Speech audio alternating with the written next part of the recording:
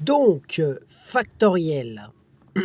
Factoriel, ici, il y a écrit n factoriel, c'est-à-dire n, ça se dit n factoriel. Voilà, donc qu'est-ce que c'est? C'est un calcul mathématique. Et quelle est la formule qui permet de calculer n factoriel? Eh bien, c'est en fait, avec n un entier naturel, c'est-à-dire appartient aux entiers naturels grand N ici, eh bien, c'est n fois n-1, c'est-à-dire l'entier précédent, fois n-2, c'est-à-dire l'entier encore avant, fois ainsi de suite, jusqu'à arriver à 2, jusqu'à arriver à 1, et tout ça multiplié. Voilà, c'est ça n factoriel. Donc si on veut un exemple, par exemple, si on fait 7 factoriel, qu'est-ce que c'est? C'est 7 fois 6 fois 5 fois 4 fois 3 fois 2 fois 1. Voilà. Voilà ce que ça veut dire 7 factoriel. Et après, on peut calculer, si on veut, pour savoir combien ça va faire. Il faut savoir que il y a quelque chose d'important, c'est que des fois, on a 0 factoriel. 0 factoriel, par convention, eh bien, ça donne 1. Ensuite, il y a aussi 1 factoriel. Bon, ça, c'est plus clair. 1 factoriel, c'est égal aussi à 1. Voilà. Donc, alors, on va voir des exemples. Donc, par exemple, on a 3 factoriels. Donc, comment on fait? On fait 3 fois 2 fois 1. Et ça, c'est égal à 6. Voilà. Ensuite, on a 6 factoriel. 6 factoriel, c'est 6 fois 5 fois 4 fois 3 fois 2 fois 1 égale. Donc, si on cherche à calculer cela,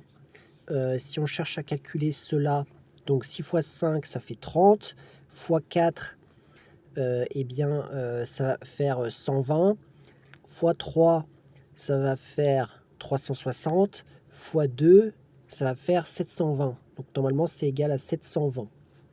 Ensuite, 10 factoriel, donc c'est 10 fois 9 fois 8 fois 7 fois 6 fois 5 fois 4 fois 3 fois 2 fois 1. Voilà. Donc bien sûr, sur la calculatrice, il y a une touche qui permet de le calculer. Ici, donc, ça va donner un gros nombre. Je n'ai pas la calculatrice, mais déjà, on sait que tout ça, ici, ça fait déjà 720. Voilà. Après, on va calculer ça si on veut. Si on veut, on peut calculer ça. Donc, ça va donner en quelque sorte 90 fois 56, toujours fois 720. Voilà, égal. Bon, on va faire ce calcul qui est là. Ce calcul, on peut oublier le 0, on fait 9 fois 56. Donc 9 fois 6, 54. 4, on retient 5. 9 fois 5, 45. Plus 5, 50. Et donc, je remets le 0 à la fin. Ce qui nous donne 5400 fois 720. Et donc après, il faudra faire le calcul pour savoir combien ça donne. Mais c'est le principe pour calculer cela. Alors maintenant, un autre exemple avec plusieurs factoriels comme cela. Il faut savoir que quand on est comme ça avec une fraction, si on veut, on peut simplifier. Par exemple, en fait, 6 factoriel, c'est 6 fois 5 fois, et après, c'est 4 fois 3 fois 2 fois 1. Mais bon, ça fait 4 factoriel en fait, 4 fois 3 fois 2 fois 1. Donc en fait, au lieu d'écrire 4 fois 3 fois 2 fois 1, j'écris juste 4 factoriel. Pourquoi? Parce qu'au dénominateur, il y a 4 factoriels. Donc, par conséquent, je vais pouvoir faire une simplification. Et ici, il y a toujours 12 factoriels. Donc du coup, je vais pouvoir simplifier 4 factoriel avec 4 factoriel. Il va rester juste, donc au dénominateur, il va rester sous-entendu un 1, mais inutile de le mettre. Donc il va juste rester 6 fois 5.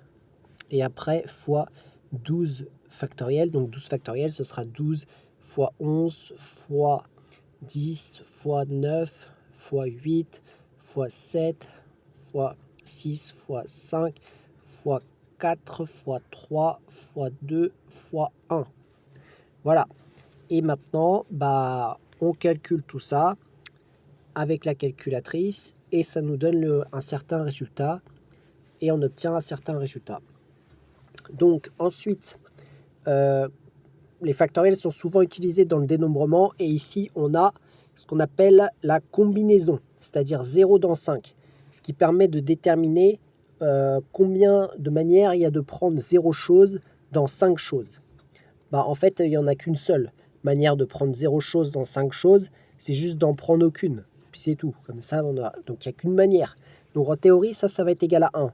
Mais on va le vérifier en utilisant la formule.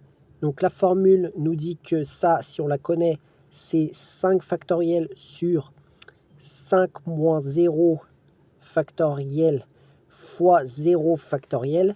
Et donc, si on calcule en haut, on va laisser 5 factoriel. En bas, ça va nous donner 5 factoriel, parce que 5 moins 0, ça fait 5 factoriel, fois, et ici on a 0 factoriel, mais 0 factoriel, c'est égal à 1.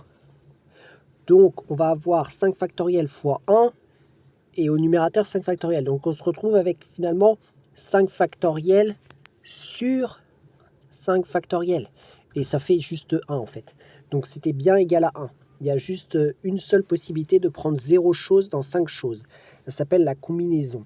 Mais ça, on voit ça en dénombrement, en terminale. Donc ensuite, 3 parmi 7. Donc ça, c'est la même chose. C'est savoir combien on a de manières de prendre 3 choses parmi 7 choses. Donc là, moi, je ne connais pas le résultat.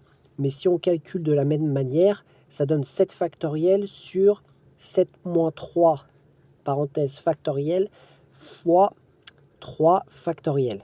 Ça va donc être égal, donc 7 moins 3 ça fait 4 au dénominateur, donc on se retrouve avec 4 factoriel fois 3 factoriel sur, alors là je vais décomposer, je vais dire que c'est 7 fois 6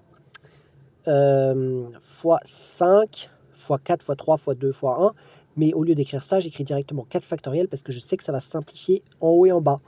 Donc du coup, je peux barrer ici 4 factoriel en haut et en bas, et il nous reste plus que déjà 7 fois 6 fois 5 sur, et là on a 3 fois 2 fois 1, 3 fois 2 fois 1 ça fait 6, donc 3 factoriel qui est là ça fait 6, et je mets 6 parce que je sais que je peux simplifier en haut et en bas comme cela, parce que c'est un facteur de la fraction en haut et en bas. Il ne nous reste plus que 7 fois 5, 7 fois 5 ça donne 35. Voilà. Donc, il y a 35 possibilités de prendre 3 choses parmi 7 choses, 7 éléments d'un ensemble. Si on veut en prendre que 3, il y a 35 possibilités d'en prendre 3.